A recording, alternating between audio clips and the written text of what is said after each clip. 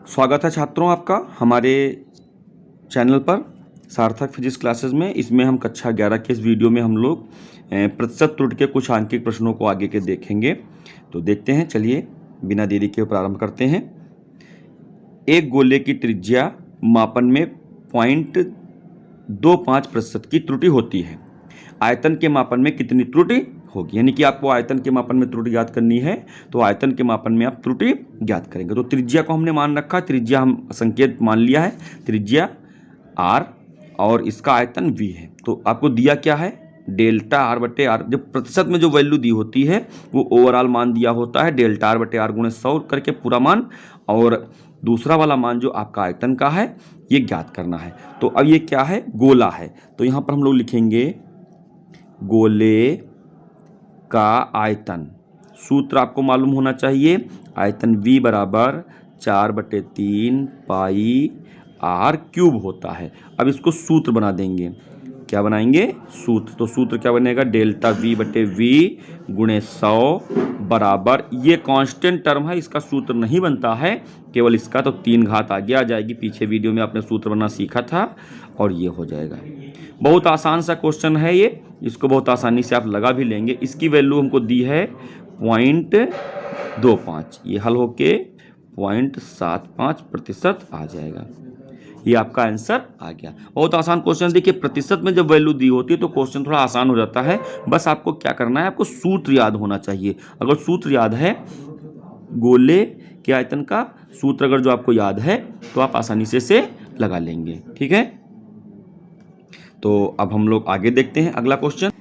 किसी गोले के आयतन निकालने में त्रुटि 6% है, इसके पृष्ठ क्षेत्रफल निकालने में अधिकतम प्रतिशत त्रुटि कितनी होगी? थोड़ा क्वेश्चन बड़ा है ये, क्योंकि इसमें आयतन दिया है और क्षेत्रफल निकालना है, और हम आयतन से डायरेक्ट क्षेत्रफल नहीं निकाल सकते हैं। पहले आयतन से त्रिज्या निकालेंगे और फिर त्रिज्या से क्षेत्रफल निकालेंगे। तो ये बात थोड़ा समझ लेना कि आयतन से डायरेक्ट क्षेत्रफल आप नहीं निकाल सकते हैं, आयतन से पहले त्रिज्या निकालेंगे और फिर क्षेत्रफल निकालेंगे। तो यहाँ पर हम लोग सूत्र लिखेंगे वही, गोले का आयतन, क्या सूत्र है? V बराबर 4/3 पाई r क्यूब। इसका सूत्र बना देंगे V × 100 बराबर 3 डेल्टा r बटे r गुणे 100।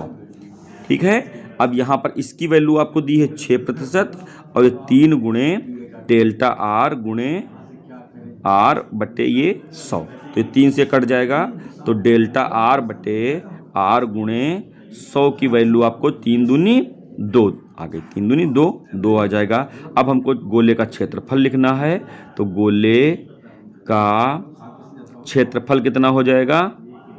क्षेत्रफल A बराबर होता है 4 पाई r स्क्वायर। ये गोले के क्षेत्रफल का सूत्र है, तो यहाँ पर इसका सूत्र बना देंगे, डेल्टा A बटे A गुणे 100 बराबर, ये कांस्टेंट टर्म है तो इसका सूत्र नहीं बनेगा, 2 डेल्टा r बटे r गुणे 100।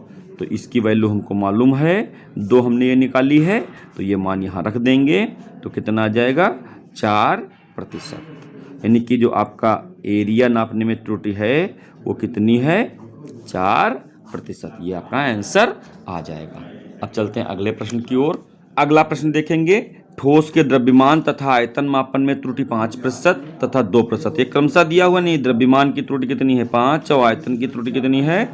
2% है। घनत्व के मापन में त्रुटि कितनी होगी? अब आपको घनत्व का सूत्र मालूम होना चाहिए, तो सूत्र नहीं याद है तो आप ये नहीं पढ़ पाएंगे। द्रव्यमान हमने m, आयतन v मान लिया, घनत्व को d मान लिया। हमने m का सूत्र लिख रखा है, m बराबर 5% आपको दिया है, और ये v आयतन वाला 2, और घनत्व d हमने माना है, ये d दिया है। तो सूत्र होता है घनत्व बराबर द्रव्यमान बटे आयतन। ये आपको सूत्र याद करना पड़ेगा। सूत्र यदि आपको नहीं याद है तो आप ये क्वेश्चन नहीं कर पाएंगे। d बराबर m बटे v। अब इसका सूत्र बना देंगे, डेल्टा d बटे d गुणे 100 बराबर डेल्टा m बटे m गुणे 100 प्लस डेल्टा v बटे v गुणे 100। यहाँ प्लस चिन्ह का कारण हमने समझा रखा है कि यहाँ प्लस चिन्ह क्यों लिखते हैं, क्योंकि सारे मान हमको एक ही राशि में लेने होते हैं, त्रुटियाँ हमेशा जुड़ती हैं, ये कभी घटती नहीं है। तो इस बात से इसको हम लोग हल कर लेंगे। ये वैल्यू आपको कितनी दी है? 5%। डेल्टा डी बटे डी गुणे 100 बराबर 5 प्लस 2, यानी कि केवल 7%। ये आपको आंसर इसका प्राप्त हो जाएगा। तो क्वेश्चन इसको ध्यान रखेंगे, द्रव्यमान का मान दिया हुआ है और आयतन का, और घनत्व याद करना है। यदि आपको सूत्र याद है, ये आपका क्या है, सूत्र है, यदि आपको फार्मूला याद है तो आप इसको बहुत आसानी से हल कर लेंगे। जल का पृष्ठ तनाव ज्ञात करने में निम्न प्रेक्षण प्राप्त हुए। केस नली का व्यास ये दिया हुआ है, जल का उन्नयन ये दिया हुआ है और ये सूत्र दिया हुआ है। व्यास 0.125 सेंटीमीटर, उन्नयन 1.43 सेंटीमीटर है। अब ये थोड़ा क्वेश्चन दूसरे प्रकार का आ गया, फिर भी इसको हल करना देखेंगे। ये वेरी इंपॉर्टेंट है कक्षा 11 की दृष्टि से। अब तो होम एग्जाम होता है, लेकिन फिर भी ये बहुत क्वेश्चन पूछा जाता है। यहाँ पर आपको जो मान दिया हो वह मान लिख लेंगे। तो D बराबर आपको दिया है 0.125। अब यहाँ पर आपको डेल्टा D की आवश्यकता पड़ेगी, क्योंकि इसमें प्रतिशत में दिया नहीं है, तो डेल्टा D की आवश्यकता पड़ेगी। डेल्टा D बराबर आपका क्या हो जाएगा, 0.001। ये मैं बता रहा हूँ, इसको समझने का प्रयत्न करेंगे कि जितने अंक इधर होंगे उतने ही दशमलव के बाद इधर अंक होंगे, और आखिर का अंक जो है आपको केवल 1 रखना होगा, शेष सभी 0 कर देने होंगे। आपको H का मान दिया 1.43, तो डेल्टा H का मान कितना हो जाएगा, 0.01 हो जाएगा। ये 0.01 आ जाएगा। अब हम सूत्र लिखेंगे T बराबर RH बटे 2। अब चूंकि हमको त्रिज्या नहीं चाहिए तो 2 से ऊपर गुणा, 2 से नीचे गुणा, तो ये और ये मिलके क्या हो जाएगा, DHG बटे 4 आ जाएगा। ये वैल्यू आपको प्राप्त हो जाएगी। अब इसका सूत्र क्या बन जाएगा, डेल्टा T बटे T सूत्र बना देंगे। डेल्टा T बटे T गुणे 100 बराबर डेल्टा D बटे D गुणे 100 प्लस डेल्टा H बटे H गुणे 100।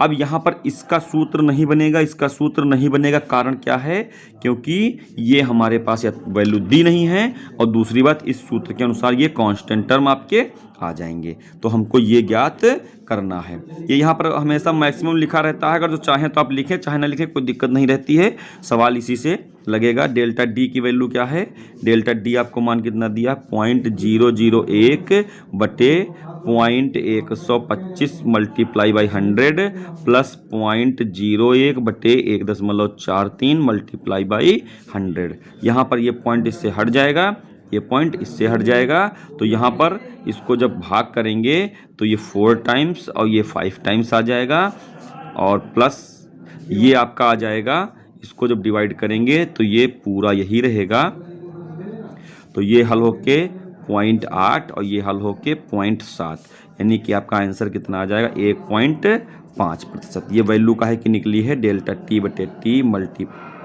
100। तो ये आपको इसकी वैल्यू प्राप्त हो गई है। ये इस प्रकार से इसको हल कर लेंगे। थोड़ा क्वेश्चन दूसरे प्रकार का था, ये वैल्यू निकालना आप सीख लेंगे। क्या है कि 0.125 है, तो 0.125 में आखिर का अंक केवल रखेंगे, शेष को 0 कर देंगे। ठीक है, प्रयास करिएगा, हल करिएगा। यदि किसी प्रकार की कोई प्रॉब्लम आए तो कमेंट करके हमें अवश्य बताइएगा। इस वीडियो में इतना ही। कक्षा 11 के वीडियो और कक्षा 12 के भौतिक विज्ञान के वीडियो प्राप्त करने के लिए हमारा चैनल सब्सक्राइब करें, बेल आइकन भी प्रेस करें। यदि वीडियो पसंद आए तो लाइक व शेयर करें। मिलते हैं अगले वीडियो में, तब तक के लिए धन्यवाद, नमस्कार।